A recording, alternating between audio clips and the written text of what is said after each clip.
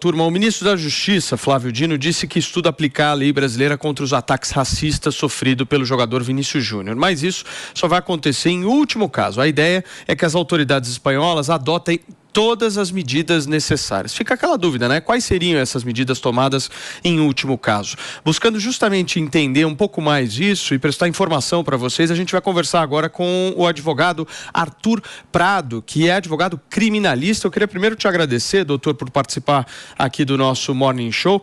E eu quero entender como é que esse caso ele seria tratado aqui no Brasil. Bom dia, Paulo. Obrigado pelo convite. Então, aqui no Brasil, esse caso, por muitos anos, ele seria tratado como crime de injúria racial, né? Esse crime, antigamente, ele era previsto lá no Código Penal e ele tinha uma pena relativamente baixa, uma pena de 1 a 3 anos de reclusão.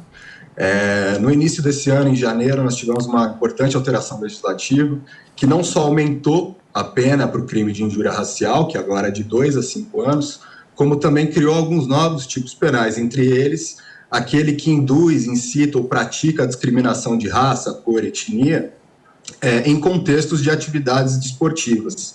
Para esses casos, a pena também é de 2 a 5 anos de reclusão, com a possibilidade da pessoa que comete esse delito ser proibida de participar de eventos esportivos pelo período de até 3 anos. Então, supre uma lacuna importante, né, porque a gente sabe que os casos de injúria racial são, infelizmente, muito comuns, não só no exterior, mas aqui no Brasil. No passado recente, a gente pode lembrar dos casos envolvendo torcedores do Boca Juniors, proferindo ofensas raciais contra a torcida do Corinthians, na Libertadores da América. Então, faltava muito, né, essa possibilidade da pessoa ser proibida também de participar de eventos esportivos no caso de condenação. Muito bem. O Fê tem uma dúvida para o senhor, doutor. Bom dia, doutor. Bom dia. É o Felipe Campos que está falando. Doutor, se fosse aqui no Brasil, por exemplo, haveria já uma possibilidade, talvez, do próprio árbitro ali já ter sido detido, alguma coisa do gênero? Porque aqui, pelo menos, a gente sabe que o barulho aqui no Brasil contra o racismo, a gente sabe que é muito maior, né? Bom dia, Felipe, tudo bom? Bom dia. Então, aqui no Brasil, a gente teria que identificar se o árbitro de fato concorreu, né, para a prática do crime, para que ele seja, né, investigado e eventualmente punido pelo delito ali de injúria racial. Mas se fosse... Mas com certeza medidas administrativas seriam tomadas, né, pelo afastamento dos jogos ou até uma demissão. A CBF, ela costuma ser mais incisiva, né, nesses tipos de casos. Mas, por exemplo, se fosse do mesmo episódio que ocorreu, inclusive, na própria Espanha, onde o árbitro, ele pune, na verdade, o jogador, né? Ele não pune assim, ele não pune a torcida, e sim o jogador, né? Então, ou seja, acho que a medida aqui seria um pouco mais severa. Eu acho que o que o Fê está querendo dizer, doutor, é o seguinte: se fosse aqui no Brasil, eu acho, pelo menos, qual que seria a instrução do árbitro? Acaba com a partida, suspende a partida na hora. Não tem mais jogo em relação a isso. Não existe esporte, gente, com racismo. Não existe. Você não pode, aos 30 minutos do segundo tempo, ter um caso de racismo desse que a gente viu, essas imagens absolutamente grotescas que o Vini Júnior sofreu. Torcida inteira gritando. E aí o árbitro vai lá, tenta dar uma acalmada e tal, vai no VAR, dá uma olhada o que está acontecendo. Não é VAR o problema, é racismo. Exato. Então, o árbitro ele estava absolutamente despreparado e ele representa muito bem a cultura entranhada dentro de muitos espanhóis. E vale dizer que essa foi uma transformação da cultura brasileira ao longo das últimas décadas. Nos anos 90, eu lembro de frequentar o estádio e de ter episódios racistas tão odiosos quanto esse contra jogadores negros que se destacavam. E a gente viu ao longo dessas últimas décadas, dos anos 90 para cá, uma mudança cultural muito importante acontecer no futebol brasileiro, que ainda falta, inclusive, de um ponto de vista do combate à homofobia. A gente vê aqui no caso, por exemplo, do São Paulo, aqui em São Paulo, muitas vezes sofre ofensas homofóbicas e isso é tratado, não é tratado ainda com essa mesma ênfase que tem no caso do racismo. Muito bem. Eu posso fazer uma pergunta? Por favor, fica à vontade, mano. Doutor, obrigado pela entrevista. A minha pergunta é sobre essa declaração do ministro Flávio Dino. Ele queria aplicar a lei brasileira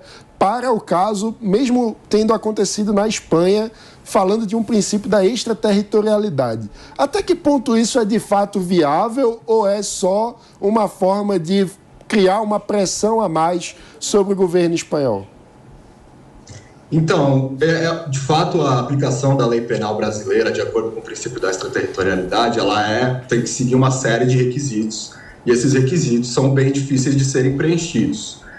Mas é uma fala que é muito importante, até na linha que vocês já disseram, no sentido de fazer pressão perante as autoridades espanholas para que tomem medidas mais enérgicas para coibir a prática desse tipo de crime, né? A gente viu que não se trata de um caso isolado, mas de uma perseguição que vem sendo feita contra o Vinícius Júnior. Já tem mais de 8 denúncias de crimes praticados contra ele em contexto de jogar em clubes adversários, né, em que ele sofre crimes de racismo.